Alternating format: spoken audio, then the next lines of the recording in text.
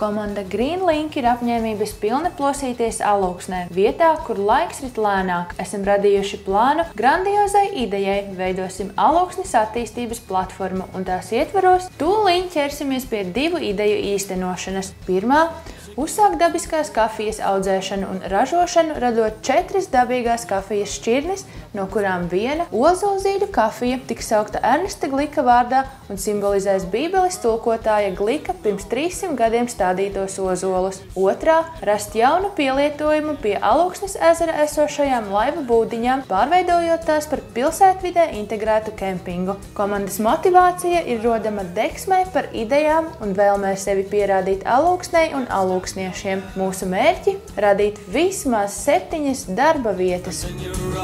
Alone at night.